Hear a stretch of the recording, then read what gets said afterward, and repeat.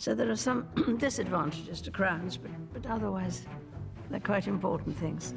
Camilla will be known as Queen Consort as she continues her own loyal service. A name keeps surfacing in hushed royal conversations, whispered through legal chambers and Windsor's corridors with equal parts awe and resentment. Charlotte. Not William, not Charles. Charlotte, a 9-year-old girl who, in February 2026, became the designated future custodian of one of Queen Elizabeth II's most emotionally significant private estates. An estate unlisted in any public registry.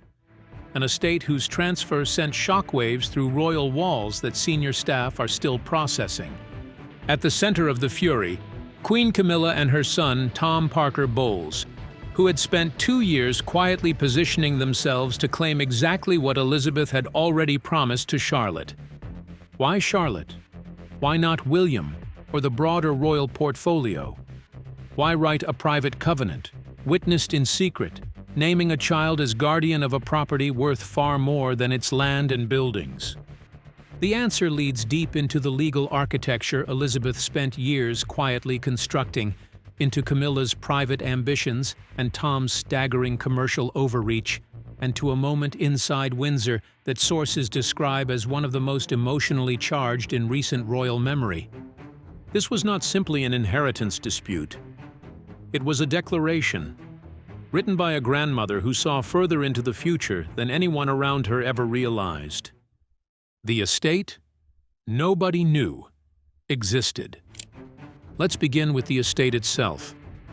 Nestled deep within the Chiltern Hills, straddling the ancient border between Oxfordshire and Buckinghamshire, sits a property that has no public registry listing, no ceremonial history, and no official acknowledgement in any royal record available to the general public. It was purchased quietly by King George VI in 1944, during the final desperate year of the Second World War.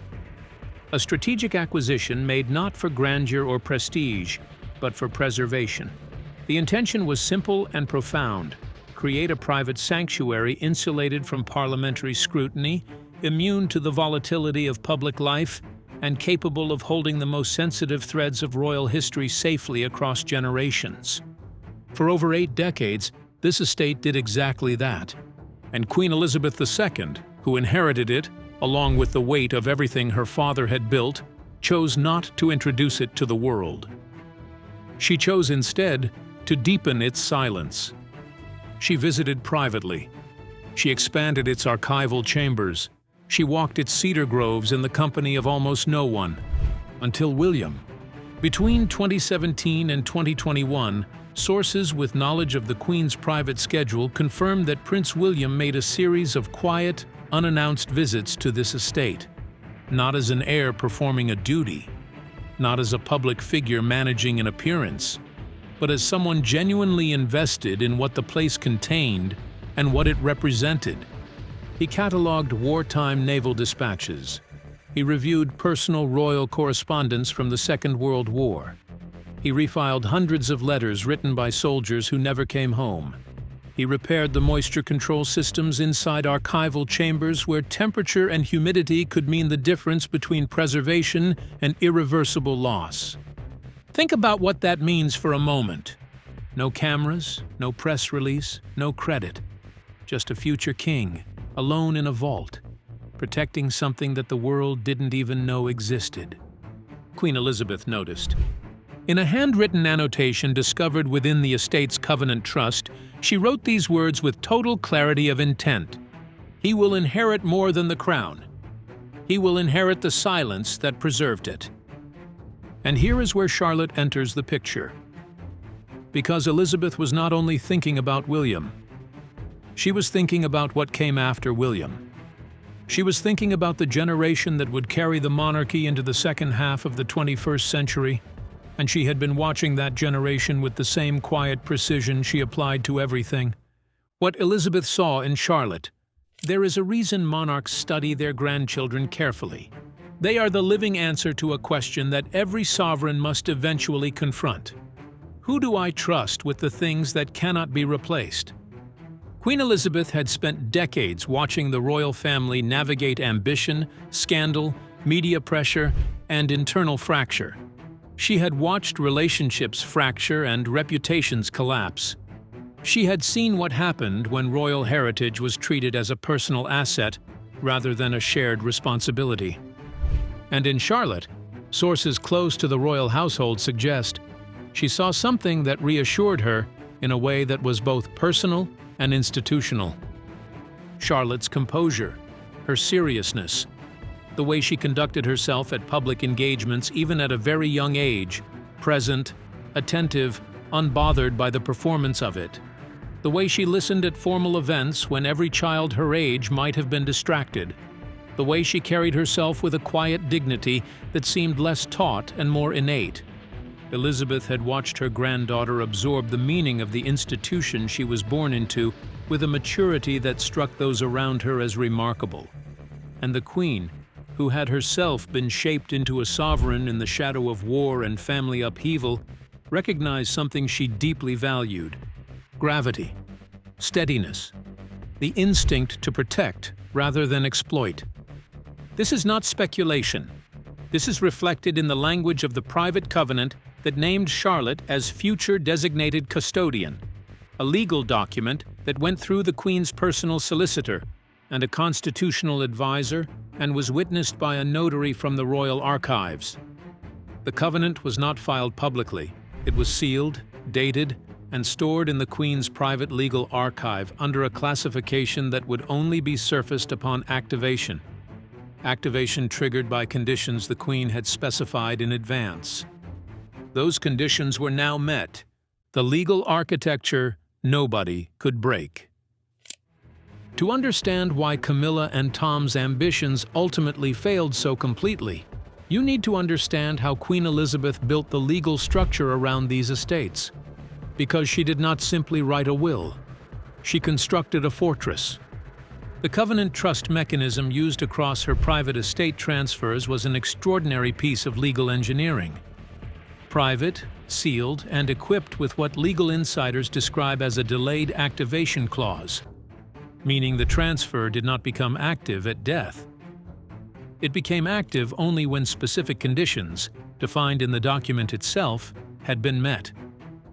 For the estate designated in Charlotte's name, the covenant included language that sources describe as unusually direct, even for a document of this nature.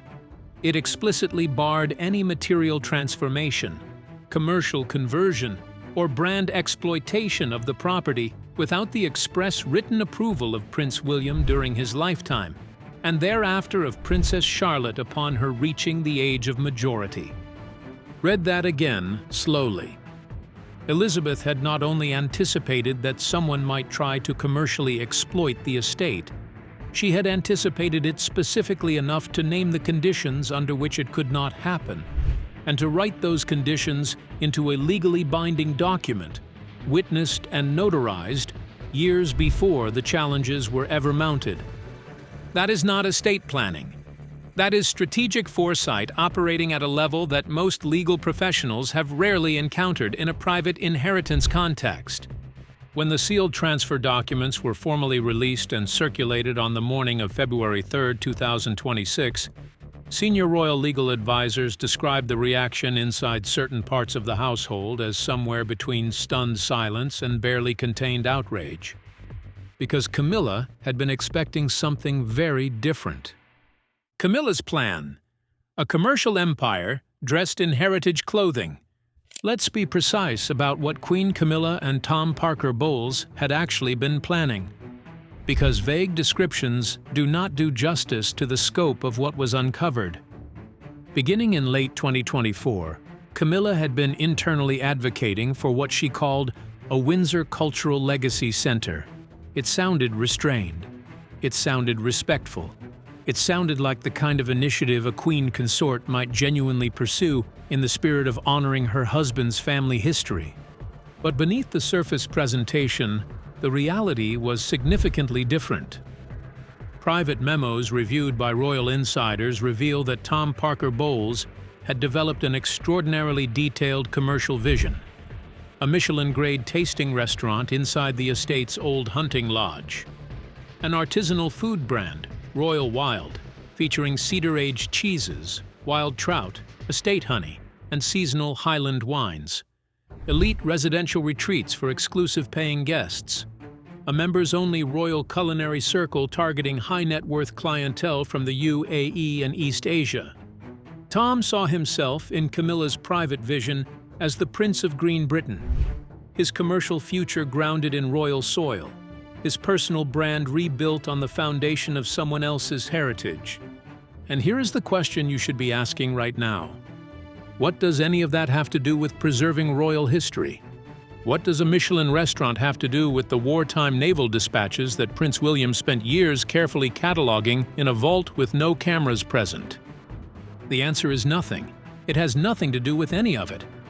What it has to do with is profit and positioning and the transformation of a heritage legacy that stretches back to the Second World War into a luxury hospitality portfolio bearing the Windsor name. Camilla's legal liaison had been probing the estate's covenant structure for any clause that might allow shared custodianship or heritage collaboration. Any thread that could unravel William's exclusive claim. Any mechanism that might give Camilla's foundation and outside investors a foothold in the management structure. Tom had quietly registered a new holding company, in Luxembourg, notably, not in Britain, weeks before the full details of the Queen's will were made public. Plans recovered by palace aides included converting a private chapel into a mindfulness retreat center, transforming stables once used by Elizabeth's prized horses into a wellness vineyard spa. Let that sink in. The stables where Queen Elizabeth II kept her horses, now reimagined as a spa for luxury tourists. Princess Anne, who intercepted a confidential communication between Camilla's lawyer and a peer in the House of Lords, delivered her assessment in the measured tone those who know her recognize as far more dangerous than open anger. "She's not challenging the crown," Anne said quietly. "She's challenging Mother's ethics." The moment everything changed. On January 28, 2026, an anonymous whistleblower, believed by sources to be a disillusioned former aide, forwarded a complete internal business deck to the Lord Chancellor's office. The document contained rebranding strategies, speculative luxury valuations, and mock-ups of the estate, with corporate logos digitally placed over its historic Edwardian facade. The backlash was immediate and total. Within 48 hours, William convened a closed-door strategy session with the Privy Purse. Put together, it means ensuring the brightest and boldest amongst us, in all sectors of society. What followed was a swift and complete legal counteroffensive. The sealed covenant released to the Royal Archives on February 3rd made Camilla's plans structurally impossible, not just legally difficult, not just politically awkward, but impossible. The Queen had written the rebuke herself, in her own handwriting, notarized in 2021, naming the exact nature of the conduct she was preemptively prohibiting and the exact mechanism by which any attempt to circumvent it would be nullified. When Camilla opened the envelope bearing the Queen's personal cipher, she read the document twice in complete silence. Then she spoke 4 words that no one in that room will forget. "Even in death, she leaves me caged." That sentence tells you everything about how Camilla understood this moment. Not as a legal setback, not as an administrative outcome, but as a personal defeat, delivered by a woman who had been dead for years, across time, through the instrument of language and legal precision. William's response came not in words, but in action. He made an unscheduled visit to the estate the following day, accompanied by Princess Catherine and their 3 children. Cameras captured the Wales family walking along the frozen edge of the estate's lake at sunset. No statement, no press conference, no drama. Just a family on their land, honoring a promise. Charlotte at the center. Now we arrive at the part of this story that carries the most emotional weight. Because while William received formal guardianship, the covenant made something else explicit that palace sources say caught even senior royal legal staff by surprise. The document contained a designated future custodianship clause specifying that upon William's death, the estate was not to enter any general royal succession process. It was not to revert to the Crown estate. It was not to become subject to parliamentary allocation. It was to pass, in full title and in spirit, to Princess Charlotte. Not George, not Louis, Charlotte. This was not an oversight. Queen Elizabeth was one of the most precise legal minds in the history of the British monarchy. Every word in every document she signed was intentional. Every clause was drafted with purpose. So why Charlotte? Those close to the situation point to the same qualities Elizabeth had observed for years.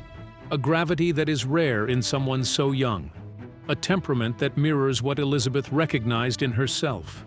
The instinct to carry weight quietly, without complaint, without the need for acknowledgement.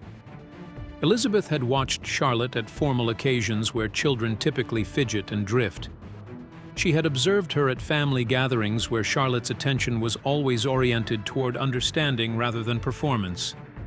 She had received private reports from household staff about moments where Charlotte, entirely unprompted, had asked questions about royal history, about the meaning of ceremony, about why certain traditions existed and what they were meant to protect. These are not the questions of a child performing interest. These are the questions of a child who feels the weight of something and wants to understand it. And Queen Elizabeth, who had herself been shaped by the weight of an institution she didn't choose but chose to serve with absolute devotion, recognized what she was looking at. When the covenant clause designating Charlotte was read in the green drawing room at Windsor, the silence that followed was, by all accounts, total. Camilla reportedly left the room without a word. Tom, according to sources, turned to his lawyers with an expression they described not as anger, but as a kind of bewildered devastation. Because they had spent 2 years, hundreds of thousands of pounds in legal fees, and significant political capital pursuing a commercial vision built on this estate's potential. And it had been blocked, not by William, not by the palace, not by a court ruling, but by the handwriting of an elderly woman who had anticipated exactly what they would try and had constructed, years in advance, an answer to every move. The £37 million discovery that broke the strategy. If Camilla's commercial plans were ambitious, what happened with the Greenheath estate struck at something even more fundamental, the financial strategy underpinning the entire operation. Greenheath was a vast stretch of undeveloped woodland spanning over 500 acres. Camilla had misread the sealed section of Elizabeth's will, assuming Greenheath was a ceremonial plot or underused hunting ground. She had been quietly building commercial partnerships around it for over a year. Dubai investors, a French spa conglomerate, plans for a media-branded culinary wellness center. The promotional events were already being designed. Elite society invitations were being drafted. Organic wines and locally sourced produce were being selected for showcase events with foreign dignitaries. And then the full extent of Greenheath's legal status was revealed. Accompanying the land was a £37 million private trust, quietly accumulated through decades of strategic financial transfers, personally approved by the Queen, growing invisibly in the background for years. The discovery of this fund destroyed the commercial calculations entirely. And it did something else. It revealed the degree to which Camilla's team had been operating on incomplete intelligence, assuming they knew the shape of the financial landscape, when in reality, they had only ever seen the surface. Tom Parker Bowles had promised investors a return built on an asset he didn't fully understand. Camilla had made assurances to financial partners about royal endorsement she did not have authority to give. The entire structure of their plan rested on a foundation that had already been legally sealed before the first meeting with a Dubai investor was ever arranged. When Princess Anne, acting on behalf of the Crown Trust Authority, completed the asset transfer on January 30, 2026, William received both the estate and the trust. That evening, a sealed letter arrived at Clarence House containing something nobody had anticipated. A private audio recording of Queen Elizabeth herself, in her own voice, explaining her wishes for Greenheath.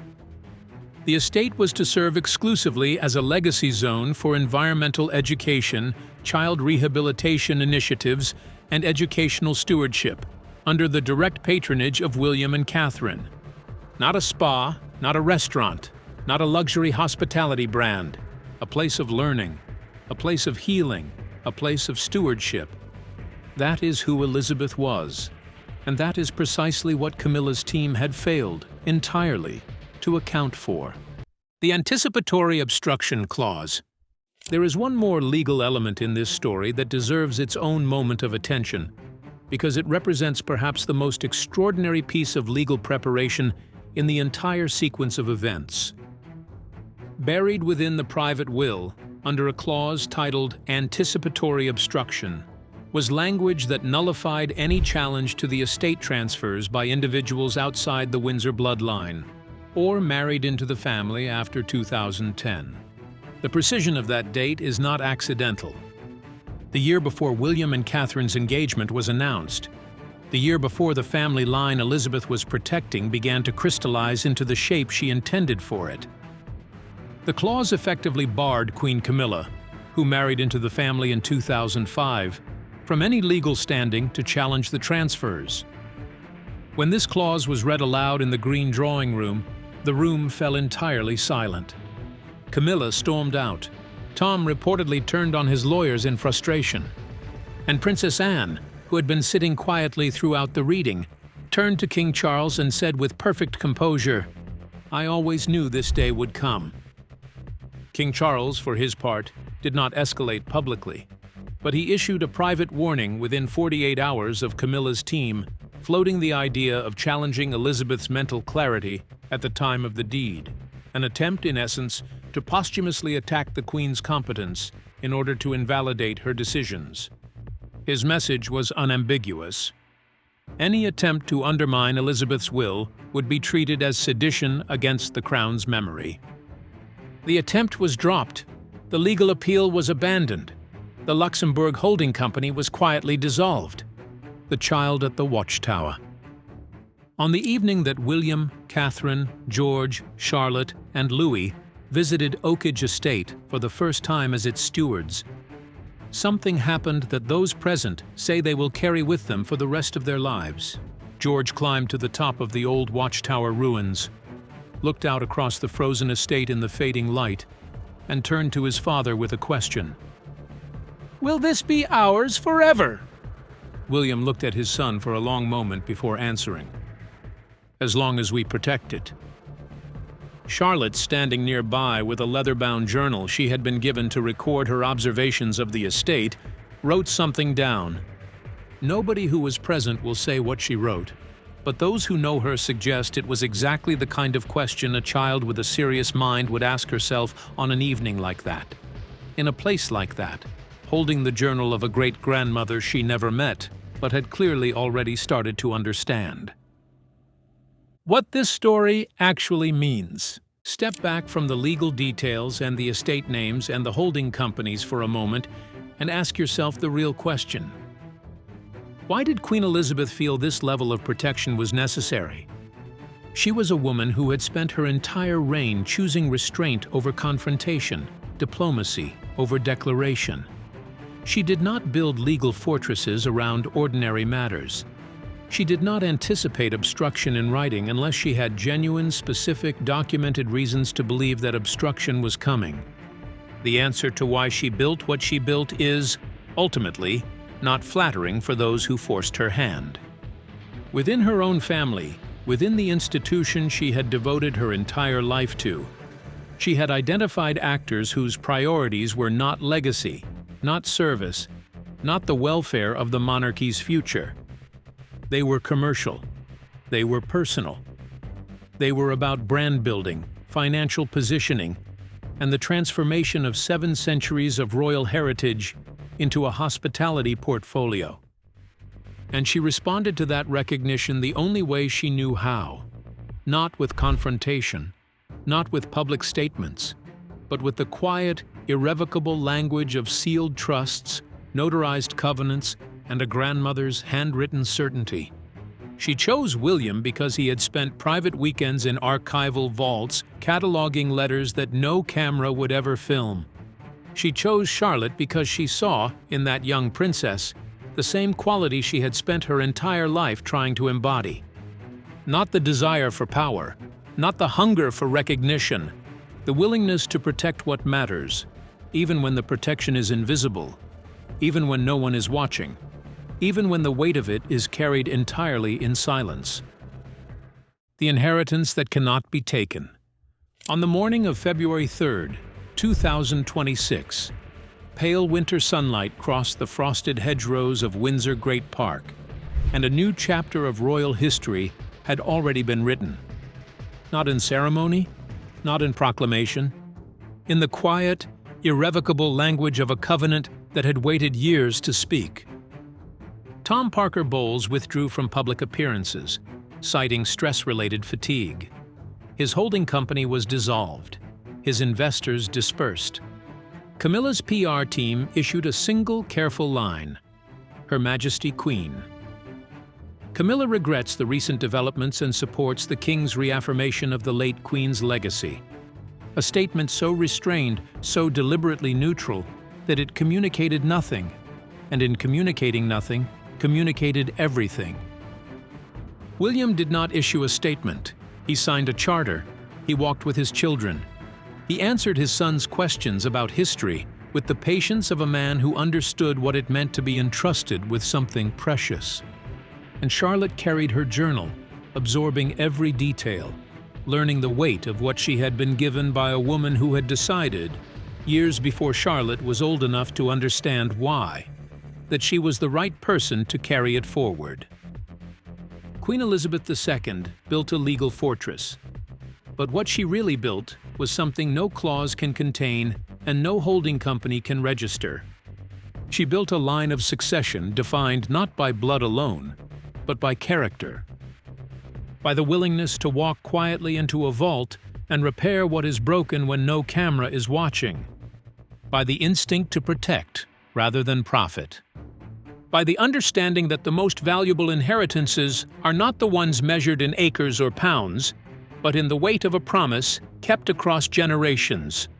Charlotte has that promise now. And based on everything Queen Elizabeth saw in her, based on the precision and care with which she designed the covenant that carries Charlotte's name, she always knew she would. If this story moved you, share it with someone who understands the difference between legacy and ambition. Drop your thoughts in the comments below, because the chapter written by Queen Elizabeth may be closed, but the story of what Charlotte does with the trust she's been given is only just beginning.